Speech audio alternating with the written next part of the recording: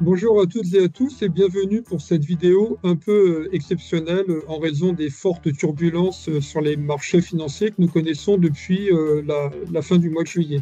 Alors d'ailleurs, tant sur les marchés actions que sur les marchés obligataires, on va tenter dans cette vidéo d'expliquer pourquoi. Et tout d'abord, quand même, je voudrais rappeler que nous sommes au cœur de l'été. Ça veut dire qu'il y a beaucoup d'investisseurs, d'opérateurs qui sont en congé. Et donc cela exacerbe un peu la volatilité en raison de très faibles volumes. Et donc tous les mouvements que nous connaissons sont amplifiés. Alors fondamentalement, pourquoi ces mouvements? Il y a plusieurs facteurs. En premier lieu, on a depuis quelques semaines des indicateurs économiques qui sont publiés aux États-Unis, en Europe, en Chine, qui semblent indiquer une économie mondiale en fort ralentissement, et donc les investisseurs commencent à craindre une récession, et d'autant plus qu'à leurs yeux, les banques centrales ont été trop restrictives et tardent à baisser les taux d'intérêt. Les principales banques centrales, en tout cas, la Réserve fédérale américaine, la Banque centrale européenne, et donc, alors qu'on anticipait en début de l'année de fortes baisses des taux administrés, finalement, ça tarde à venir. Et d'ailleurs, aux États-Unis, on n'a toujours pas assisté à la moindre baisse. Donc, si on croit à un fort ralentissement de l'économie, on anticipe quand même que les banques centrales vont agir fortement maintenant. Et donc, on anticipe une détente des taux administrés, mais aussi une détente des taux à long terme. Et en très, très peu de temps, on a vu l'indice à 10 ans allemand, le Bund allemand, refluer de 2,5% à autour de 2,1%. L'OAT français, qui était à 3,2%, qui est passé sous les 3%, l'OAT à 10 ans. Et alors, de manière spectaculaire, l'emprunt à 10 ans américain, qui était encore il y a quelques jours à près de 4,5% et maintenant à moins de 4%. Donc ça, c'est sur le marché obligataire. La deuxième raison, c'est que nous sommes en pleine publication des résultats trimestriels un peu partout dans le monde. Ces résultats ne sont pas mauvais globalement, mais il y a quand même quelques gros poids des indices qui ont un peu surpris négativement.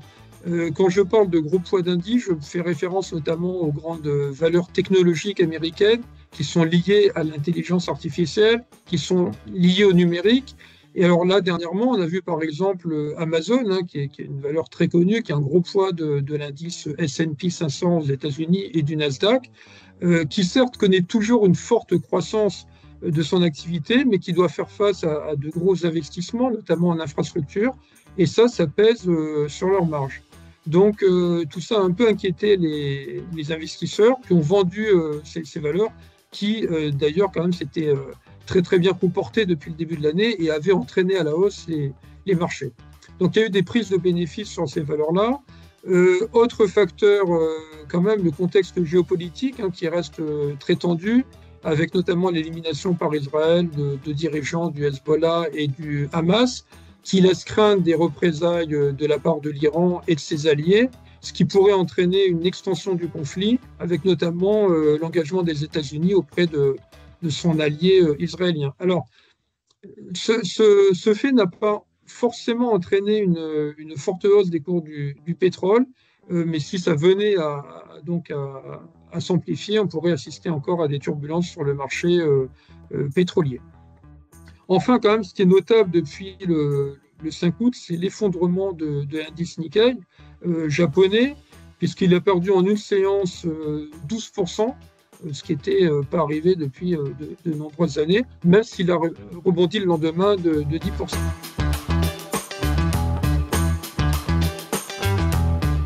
Alors pourquoi ces mouvements sur le marché japonais?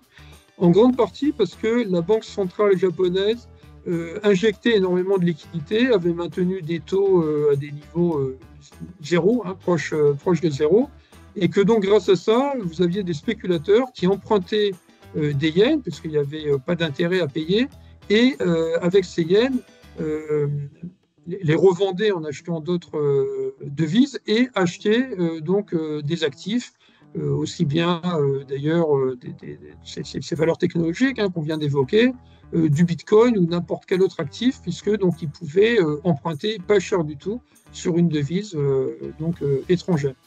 Et depuis peu, il y a eu un renversement alors marginal de la politique de la Banque centrale japonaise, qui indique effectivement qu'ils vont arrêter d'injecter toutes ces liquidités, justement suite à des petits risques d'inflation au Japon, qui vont être donc euh,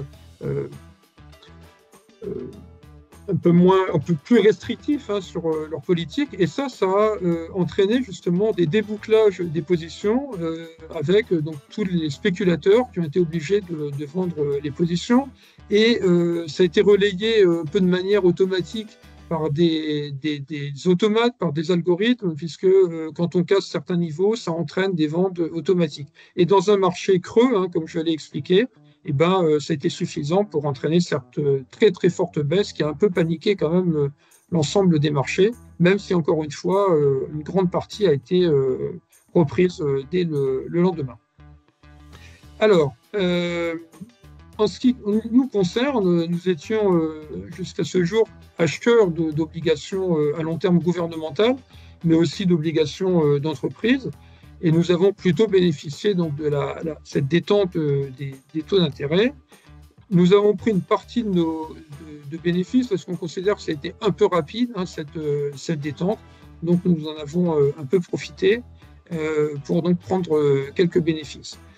Sur les marchés actions, en revanche, nous étions plus mesurés hein, depuis le début de l'année dans nos publications et nous avions une recommandation de neutralité sur cette classe d'actifs parce que même si le scénario central était favorable au marché actions, scénario central, c'est donc des taux qui baissent finalement doucement mais sûrement, une croissance mondiale qui reste suffisante pour générer des profits pour les entreprises, et une valorisation qui n'était pas prohibitive, en tout cas sur les actions européennes. Donc même si ce scénario est défavorable, tous les risques que j'ai mentionnés précédemment étaient quand même suffisants pour ne pas nous laisser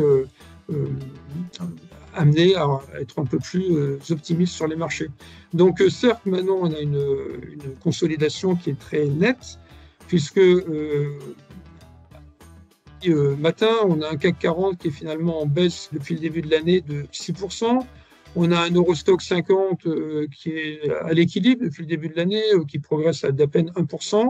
Et même le Nasdaq hein, a quand même retracé une grande partie de sa hausse, puisqu'en l'espace d'un mois, l'indice Nasdaq, donc, qui, je le rappelle, est riche en valeurs technologiques liées à l'intelligence artificielle, cet indice a perdu 14% en à peine un mois. Alors, ça va donner des opportunités d'achat, ça c'est très clair, l'occasion de se repositionner, pas forcément massivement dès aujourd'hui, parce qu'on aura une volatilité qui va rester accrue, mais il est clair que dans les jours à venir, les semaines à venir, ça a des opportunités plus intéressantes que ce qui était encore le cas il y a à peine quelques jours, quand les indices étaient en hausse de 15% depuis le début de l'année. Donc voilà, on saura en profiter. On va continuer à faire des points de marché régulièrement au gré de l'évolution hein, de ces marchés. Et en attendant, je vous souhaite à toutes et à tous une excellente journée et vous donne rendez-vous pour un prochain point.